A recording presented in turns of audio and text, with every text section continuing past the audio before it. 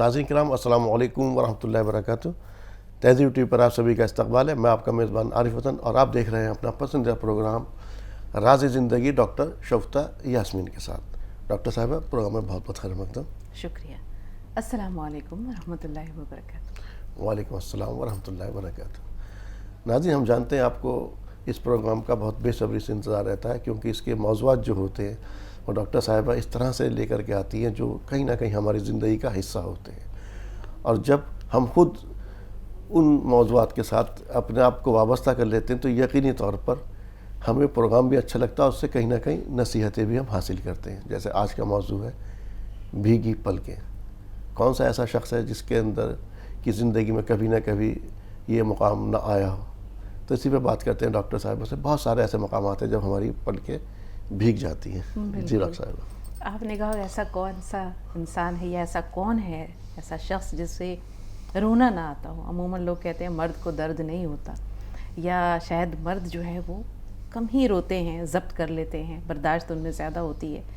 لیکن ایک مقام ایسا بھی ہوتا ہے یا ایک موقع ایسا ہے, ایک عبادت ایسی ہے جب مرد بھی روتے ہیں.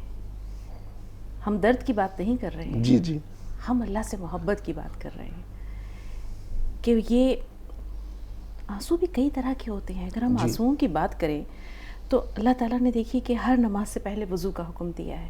جی غسل ہو, وضو ہو, یہ سب طہارت کی قسمیں ہیں. جی جی ظاہری طہارت, جسمانی طہارت.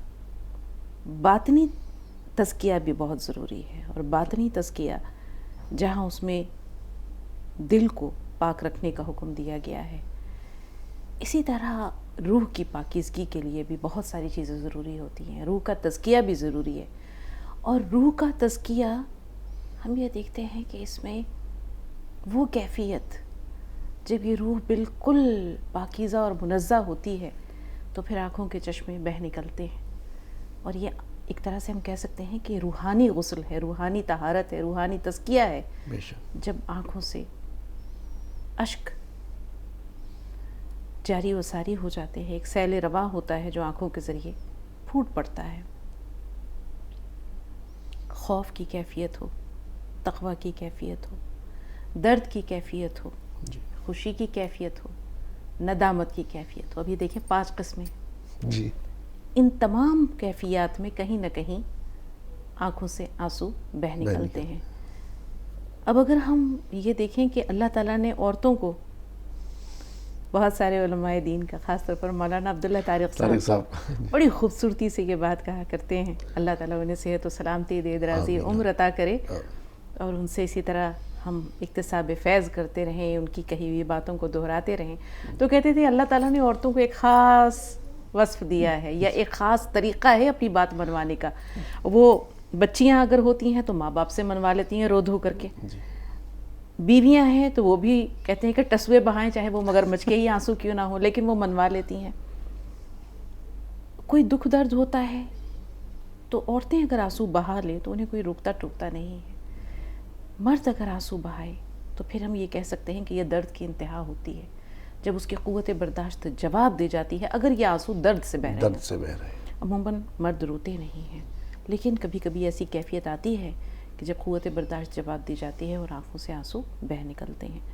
اب ہم آتے ہیں پہلی کیفیت کی جانب جو کہ ایک مومن کی صفت ہے. جی جی رسول پاک صلی اللہ علیہ وسلم نے فرمایا کہ جنت میں جو لوگ ہوں گے, جو مومنین ہوں گے, وہ ایسے ہوں گے کہ جن کے دل چڑیوں سے بھی زیادہ نرم ہوں گے.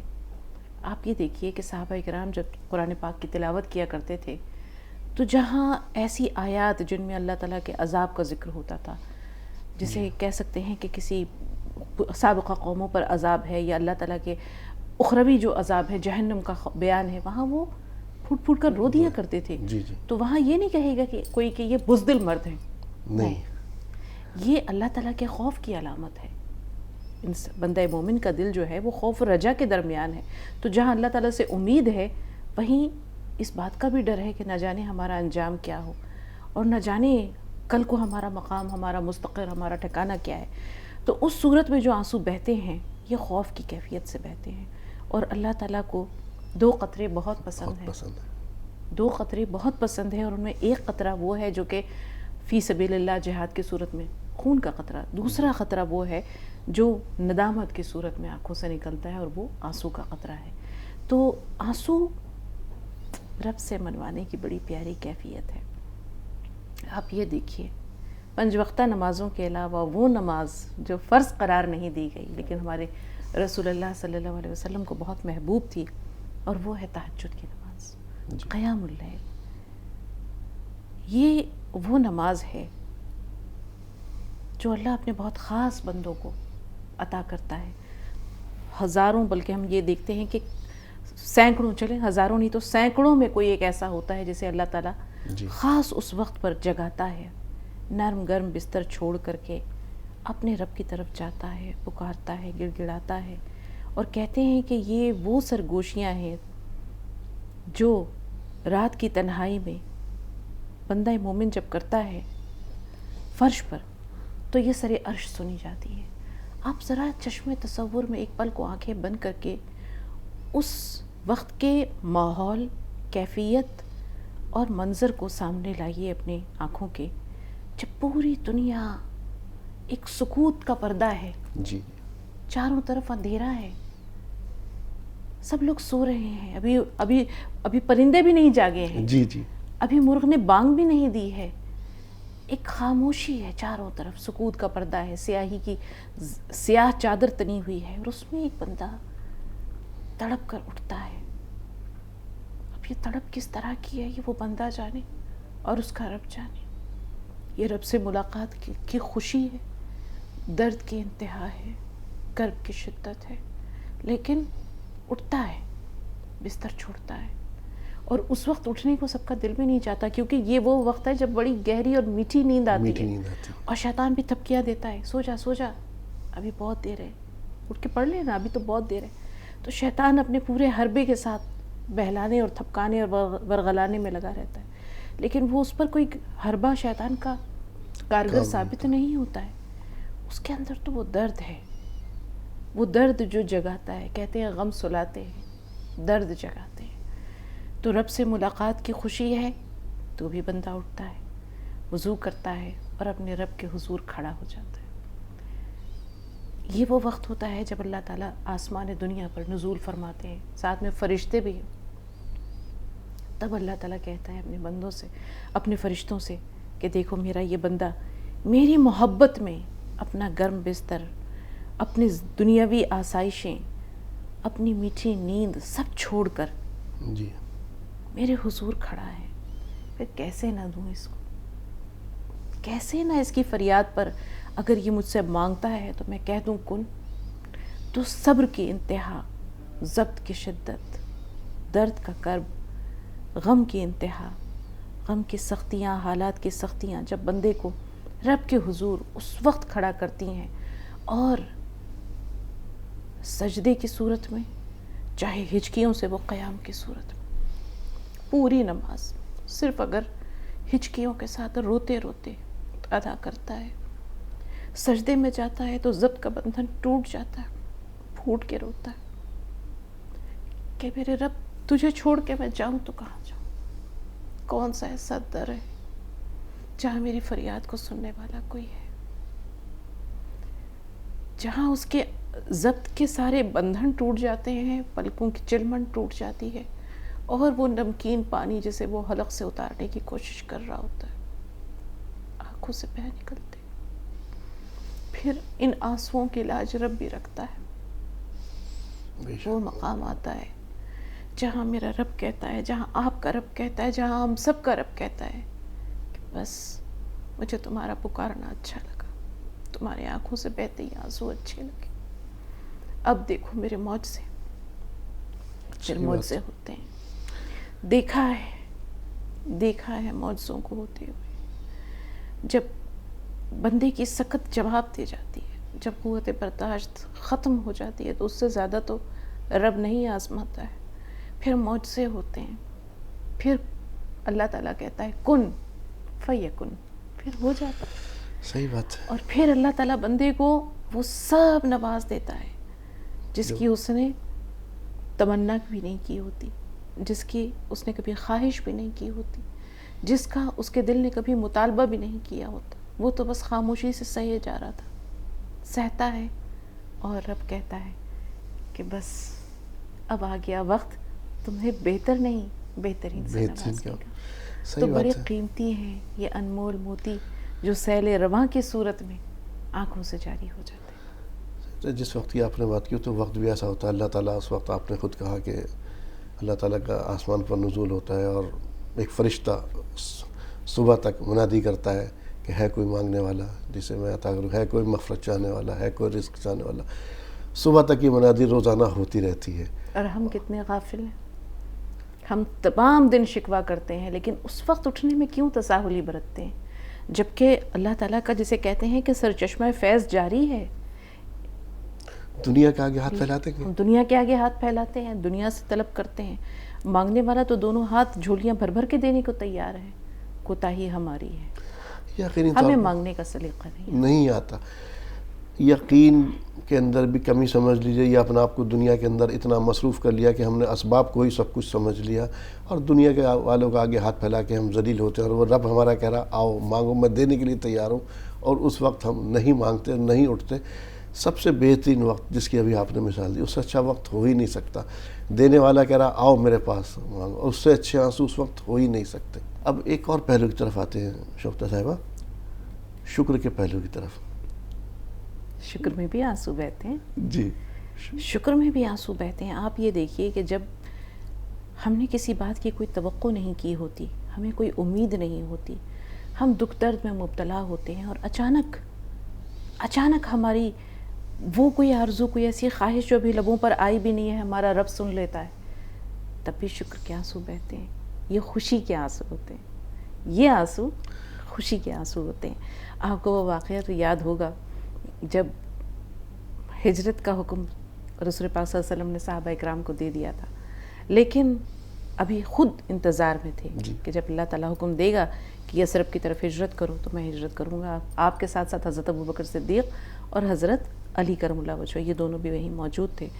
ام المومنین حضرت عائشہ فرماتی ہیں کہ ایک مرتبہ بھری دوپہر کہتے ہیں جس وقت آسمان پہ سورج جو ہے پوری شدت اور گرمی کے ساتھ ہوتا ہے۔ عموماً اہل عرب کا معمول تھا، یہ دستور تھا کہ وہ اس وقت استراحت کیا کرتے تھے، قیلولہ کرتے تھے، اور اس وقت کسی کے گھر آنا جانا بھی نہیں ہوتا تھا۔ ام المومنین حضرت عائشہ فرماتی ہیں کہ میں نے دیکھا کہ رسول پاک صلی اللہ علیہ وسلم ہمارے گھر تشریف لائے، آپ نے اپنے چہرے کو رومال سے ڈھانپا ہوا تھا، اور حضرت ابوبکر صدیق سے کہا کہ ہجرت کا حکم آ گیا ہے۔ حضرت ابوبکر صدیق بہت خوش ہوئے اور کہا کہ یا رسول اللہ، کیا میں بھی آپ کے ساتھ چلوں گا؟ تو رسول پاک صلی اللہ علیہ وسلم نے کہا کہ بالکل، تم ہی تو میرے یار ہو، یا تم میرے ساتھ میرے رفیق کار ہوگے۔ ام المومنین حضرت عائشہ فرماتی ہیں کہ یہ وہ مقام تھا جب میں نے دیکھا کہ میرے والد پھوٹ پھوٹ کر رو دیے، اور تب مجھے پتا چلا کہ صرف دکھ میں آنسو نہیں آتے، خوشی میں، شکر میں۔ تو یہ خوشی کے جو آنسو ہوتے ہیں یہ بڑے انمول ہوتے ہیں، یہ کبھی کبھی ہی آتے ہیں، اور ایسا موقع انسان کی زندگی میں شاذ و نادر ہی آتا ہے جب بند لبوں کے پیچھے کی فریاد رب اس طرح سے پوری کر دیتا ہے کہ وہ انسان حیران، ہکا بکا، بالکل جس کو کہتے ہیں کہ وہ بھونچکا سا رہ جاتا ہے کہ یہ کیسے ہو گیا، یہ کیسے ہو گیا، یہ تو معجزہ ہے۔ اور ایسے معجزے ہوتے ہیں، لیکن اللہ کے بہت پیارے بندوں کے ساتھ، ان بندوں کے ساتھ جو نہ صرف یہ کہ اللہ کے محبوب ہوتے ہیں بلکہ وہ اللہ کے بندوں کو محبوب رکھتے ہیں۔ حضرت ابوبکر صدیق کی زندگی میں یہ مقام ایسے تو نہیں آ گیا، ایک طرف اللہ کی محبت، ایک طرف رسول پاک صلی اللہ علیہ وسلم کی محبت، اور دوسری طرف آپ یہ دیکھیے کہ امت مسلمہ کی خیر خواہی، کتنے غلاموں کو آزاد کیا اپنی جیب خاص سے، اور رسول پاک صلی اللہ علیہ وسلم کا یہ فرمان کہ میں نے اس دنیا میں سب کا حق ادا کر دیا، ایک ابوبکر کا نہیں کیا۔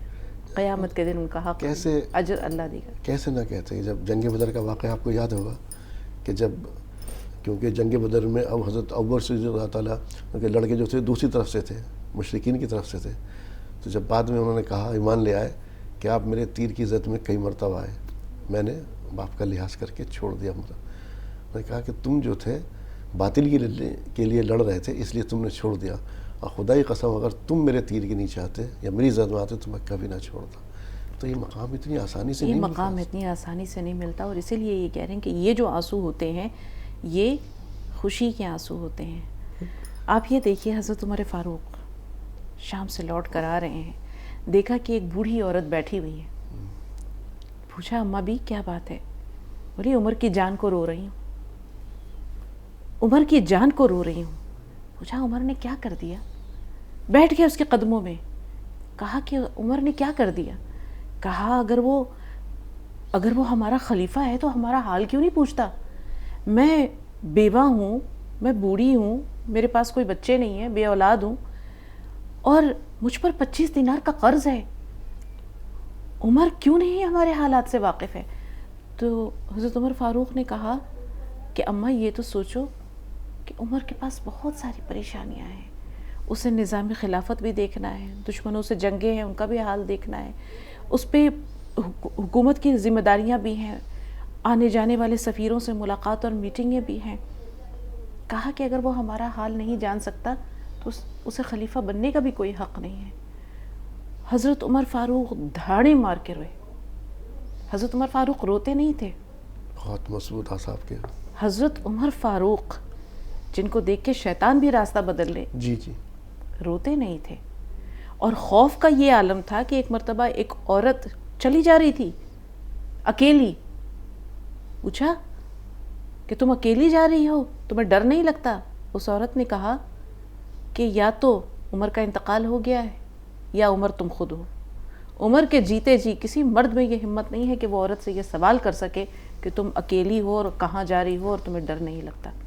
تو یا تو عمر کا انتقال ہو گیا ہے یا عمر تم خود ہو. تو یہ شخصیت تھی حضرت عمر فاروق کی کہ جن کے نام سے قیصر و کسریٰ کانپتے تھے, اور وہ عمر فاروق ایک بوڑھی عورت کے قدموں میں بیٹھے رو رہے ہیں دھاڑے مار مار کے کہ اماں معاف کر دو, اسی دنیا میں معاف کر دو, عمر قیامت کے دن تمہارے اس سوال کا جواب نہیں دے سکے گا کہ عمر نے میری جو ہے وہ مزاج پرسی کیوں نہیں کی, عمر نے میرا خیال کیوں نہیں رکھا, عمر نے میری دلداری کیوں نہیں کی, عمر نے میری نگہداشت کیوں نہیں کی. اس کے بعد فوری طور پر 25 دینار منگوائے, ایک کاغذ کا ٹکڑا منگوایا اور اس پر ایک وہ ایگریمنٹ یا یہ بے باک نامہ کروایا کہ میں اپنے حق سے دستبردار ہوتی ہوں, عمر کو میں نے معاف کیا. تو یہ وہ لوگ تھے جو اللہ کے خوف سے یا اپنے مواخذے کے خوف سے پھوٹ کے رویا کرتے تھے. یہ خوف آج ہمارے دلوں کے اندر نہیں ہے.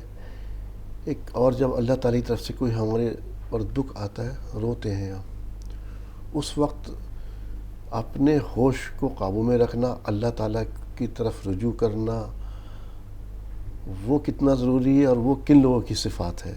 مومنین کی صفات ہے. الذین اذا اصابتہم مصیبۃ قالوا انا للہ و انا الیہ راجعون, کہ یہ وہ لوگ ہیں کہ اگر ان پر کوئی مصیبت آتی ہے تو وہ کہتے ہیں کہ ہم اللہ کی طرف سے ہیں, ہم اللہ کے لیے ہیں, اللہ کی طرف سے, اللہ انا للہ و انا الیہ راجعون, اور ہم اللہ کی طرف ہی لوٹ کر جانے والے ہیں, ہم اللہ کی طرف ہی لوٹ کر جانے والے ہیں. دکھ کتنا ہی بڑا کیا ہو, آپ یہ دیکھیں رسول پاک صلی اللہ علیہ وسلم کی پوری زندگی, کیا شیب ابی طالب میں 3 سال جو آپ نے محاصرے کی صورت میں ایک بائیکاٹ تھا بے شک جو بنو ہاشم کا کیا تھا مشرکین مکہ نے, اس گھاٹی میں کون سی پریشانی تھی جس کا آپ نے سامنا نہیں کیا؟ اور صرف آپ نے نہیں, تمام لوگوں نے, آپ کے پورے خاندان نے. کہتے ہیں کہ رات کو جب چھوٹے چھوٹے بچے بھوک سے بلکتے تھے تو بہت سارے مشرکین کے دل جو ہے وہ پسیج جاتے تھے, کانپ جاتے تھے کہ یہ ننھے ننھے بچے جو ہے بھوک سے تڑپ رہے ہیں. اور صحابہ کہتے ہیں کہ ہمیں کچھ بھی نہیں ملتا تھا تو ہم چمڑے کو ابالتے تھے اور پھر اس کو جو ہے وہ چباتے تھے, نگل تو نہیں سکتے تھے, چباتے تھے. 3 سال ہم 3 دن صبر نہ کر سکیں, اور ان لوگوں نے 3 سال صبر کیا. اس کے بعد مصیبتوں کا پہاڑ اس طرح ٹوٹا کہ آپ کی زوجہ حضرت خدیجہ رضی اللہ تعالیٰ عنہ, ان کا انتقال ہوا. پھر آپ کے وہ چچا جو ایک سائبان کی طرح آپ کے ساتھ تھے, وہ ساتھ چھوڑ جاتے ہیں, ان کا انتقال ہو جاتا ہے. عام الحزن اسے اسی لیے کہا جاتا ہے, اسے غم کا سال اسی لیے کہا جاتا ہے کہ پے در پے پریشانیاں, پے در پے مصیبتیں. لیکن اس کے باوجود وہ یہی حال تھا کہ وہ یہی کہتے تھے تمام لوگ کہ ایک صبر کا یا ضبط کا باندھ تھا جو انہوں نے طاری کر رکھا تھا, ایک قفل تھا جو لبوں پر تھا اور وہ شکوہ کرنے سے روکتا تھا. رسول پاک صلی اللہ علیہ وسلم کے صاحبزادے جب حضرت ابراہیم کا انتقال ہوتا ہے تو رسول پاک صلی اللہ علیہ وسلم جو ہے ان کو گود میں لیے ہوئے ہیں، آنکھوں سے آنسو جاری ہیں، اور کہہ رہے ہیں کہ ابراہیم تمہاری مفارقت کا غم ہے، دکھ بہت بڑا ہے، لیکن اللہ کے امر کے آگے کوئی شکوہ نہیں، کوئی شکوہ نہیں، کوئی شکوہ نہیں ہے۔ حضرت عبد الرحمن بن عوف وہاں موجود تھے، رسول پاک صلی اللہ علیہ وسلم کو آنسو بہاتے دیکھ کر کے یا آپ کی آنکھوں سے آنسو جاری دیکھ کر حضرت عبد الرحمن بن عوف نے کہا یا رسول اللہ آپ بھی، یا رسول اللہ آپ بھی۔ اب آپ یہ دیکھیں کہ کتنی بڑی بات کہہ رہے ہیں، رسول پاک صلی اللہ علیہ وسلم انسان ہیں، بشر جی ہیں، جی جی، وہی جذبات ان کے اندر ہیں جو باقی لوگوں کے اندر ہے، لیکن صحابہ اکرام انہیں صبر و ضبط کا ایک کوہ بے کراں دیکھتے تھے، ایک پیکر دیکھتے تھے کہ جس کو پہ کوئی بھی مصیبت یا مشکل آ جائے گی لیکن لبوں پر شکوہ نہیں ہوگا۔ تو ان کے لیے رسول پاک صلی اللہ علیہ وسلم کی آنکھوں سے بہتے آنسو ایک عجیب سا منظر تھے، اور ان کے منہ سے بے ساختہ یہ بات نکل جاتی ہے یا رسول اللہ آپ بھی۔ تو حضرت محمد مصطفیٰ صلی اللہ علیہ وسلم کہتے ہیں انہیں کہ یہ رحمت کے آنسو ہیں، یہ شکوے کے آنسو نہیں ہیں، یہ رحمت کے آنسو ہیں، رحم کے آنسو ہیں۔ تو یہ آنسو بہتے ہیں اور کہتے ہیں کہ ان کو بہہ لینا چاہیے، یہ بہہ جائیں دل کا بوجھ ہلکا ہو جاتا ہے، یہ بہہ جائیں غم ہلکا ہو جاتا ہے، یہ بہہ جائیں تو زخم کی جو ٹیسیں ہیں یہ معدوم ہو جاتی ہیں، یہ بہہ جائیں تو انسان کو ایک نیا حوصلہ ملتا ہے۔ اس لیے اللہ تعالیٰ نے یہ آنسو ایسے ہی پیدا نہیں کیے ہیں، بڑے انمول ہیں، یہ جس روپ میں دیکھیے یہ موتیوں سے کم نہیں ہے۔ یقینی طور پر صحیح کہا، کبھی ان آنسوؤں کا بہہ جانا ضروری ہے، کبھی ان کا رک جانا ضروری ہے، لیکن ایک اور آنسو جس کے بارے میں بات کر رہا ہوں آخر بارے میں پروگرام کے، اگر کسی کے ظلم کی وجہ سے آنکھوں میں آنسو آ جائیں اور وہ آنکھیں اللہ کی طرف اٹھ کر کے بھیگ جائیں، پھر کیا؟ پھر یہ وہ آہ ہوتی ہے، یہ وہ آہ ہوتی ہے کہ جس کے اور رب کے عرش کے درمیان کوئی پردہ نہیں ہوتا۔ کہتے ہیں نا کہ مظلوم کی آہ سے ڈرو، عرش الہی کانپ اٹھتا ہے۔ کہتے ہیں جس گھر میں عورتیں روتی ہیں اس گھر سے خیر و برکت ختم ہو جاتا ہے۔ اسی لیے کہا گیا ہے کہ اپنی عورتوں پہ حد درجہ نرمی رکھو، شفقت رکھو، ان کی غلطیوں ان کی خطاؤں کو معاف کیا کرو، کیونکہ یہ آنسو ایک طرف اللہ کے قہر کو بجھاتے ہیں، جی جی، قہر کی آگ کو سرد کرتے ہیں، اللہ کے غضب کی آگ کو سرد کرتے ہیں، وہیں یہ اللہ کے غضب کو دعوت بھی دیتے ہیں۔ دعوت بھی دیتے ہیں۔ تو جب کسی مظلوم کی آنکھوں سے آنسو جاری ہوتے ہیں تو کہتے ہیں نا کہ کوئی شکوہ نہیں ہوتا، کوئی بد دعا نہیں ہوتی، لیکن یہ جو بھیگی پلکیں اگر آسمان کی طرف اڑ گئیں، بند لبوں نے کچھ بھی نہیں کہا، تو یہ آنسو، یہ خاموش تحریر ہوتی ہے جسے صرف رب پڑھنا جانتا ہے، جسے صرف رب پڑھنا جانتا ہے۔ اس لیے مظلوم کی آہ سے ڈرنا چاہیے، اس کے آنسوؤں سے، کہ یہ خاموش فریاد ہے، آنسوؤں کی زبان نہیں ہوتی، آنسوؤں کا کوئی رنگ بھی نہیں ہوتا، جس طرح دعاؤں کا کوئی رنگ نہیں ہے اسی طرح آنسوؤں کا بھی کوئی رنگ نہیں۔ جس طرح دعائیں زندگی کو گلزار بناتی ہیں، زندگی کو رنگین بناتی ہیں، اسی طرح یہ آنسو جو ہیں یہ زندگی کو اجاڑ دیتے ہیں، ویران کر دیتے ہیں۔ ہوتے دیکھا ہے بہت سے لوگوں کو، بہت سی زندگیوں کو اجڑتے اور ویران ہوتے دیکھا ہے، وجہ کچھ بھی نہیں تھی، صرف ایک خاموش آہ تھی، اور یہی آنسو تھے۔ اور انسان کو ہم نے دیکھا کہ وہ کس طرح عرش سے فرش پر آتا ہے، صفحہ ہستی سے نیست و نابود ہو جاتا ہے۔ تو مظلوم کی آہ سے بھی ڈرنا چاہیے۔ اور ایک آخری ندامت اور پچھتاوے کے آنسو، جی، آپ یہ دیکھیے، ایک ندامت اور پچھتاوا وہ ہے جو بندہ اپنے رب سے کرتا ہے اپنے گناہوں کے توبے کے لیے، ازالے کے لیے۔ ایک پچھتاوے کے وہ آنسو ہوتے ہیں جب ہم کسی کا دل دکھاتے ہیں، کسی پر ظلم کرتے ہیں، اور جس پر ظلم کیا گیا ہے وہ دنیا سے چلا گیا، مظلوم دنیا سے چلا گیا، اب ظالم کے پاس پچھتاوے کے سوا کچھ ہے؟ تمام عمر بھی وہ آنسو بہاتا رہے گا، اس کے ہاتھ کچھ نہیں آئے گا۔ تو پچھتاوے کے آنسو یہ بھی بہت بہت بہت، جسے ہم کہہ سکتے ہیں کہ ایک کسی عذاب سے کم نہیں ہے، ایک ایسی آگ ہے جو انسان کو تا عمر جھلساتی ہے اور وہ جلتا رہتا ہے۔ آپ یہ دیکھیے کہ انسان جب دنیا میں آتا ہے تو روتا ہوا آتا ہے، جاتا ہے تو رلاتا ہوا جاتا ہے۔ تو کوشش یہ ہونی چاہیے کہ انسان کے اعمال ایسے ہوں کہ اس کی وجہ سے کسی کی آنکھوں میں آنسو نہ آئیں، اس کے لیے لوگوں کی آنکھوں میں آنسو آئیں. انسان کی زندگی ایسی ہو.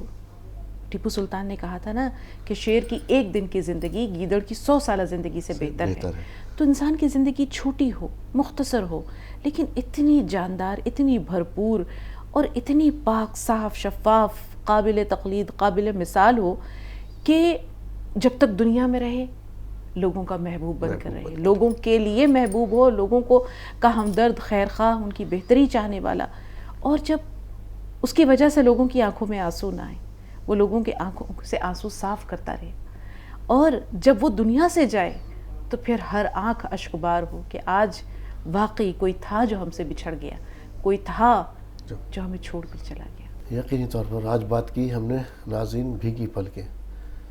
آنسو اللہ تعالیٰ کے لیے رحمت بھی بن جاتے ہیں، اور کبھی کبھی جیسے ہم نے ابھی بیچ میں ذکر آیا اللہ تعالیٰ کے غضب کو دعوت بھی دے دیتے ہیں. یہی آنسو رحمت بھی ہیں، یہی آنسو زحمت بھی بن سکتے ہیں آپ کے لیے. اور ندامت اور پچھتاوے کا ایک آنسو اللہ تعالیٰ کو بہت پسند ہے، لیکن اگر کسی کے ساتھ کوئی ظلم ہوا ہے تو جب تک آپ اس سے اپنا دل صاف نہ کر لیں، وہ آپ کو معاف نہ کر دیں، اللہ تعالیٰ اس کا حساب آپ سے آخرت میں لے گا. تو یقینی طور پر، اور خاص طور سے جس وقت کا شفتہ صاحبہ نے ذکر کیا نا، رات میں تہجد کے وقت کا، بڑا قیمتی وقت ہے. دنیا سے نہ مانگیے، صرف اللہ سے مانگیے. ڈاکٹر صاحبہ پروگرام میں شمولیت کے لیے آپ کا تہہ دل سے شکریہ. شکریہ آپ کا. تو ناظرین، راز زندگی میں آج اتنا ہی. اسی کے ساتھ اپنے میزبان کو دیجیے اجازت. السلام علیکم ورحمۃ اللہ وبرکاتہ.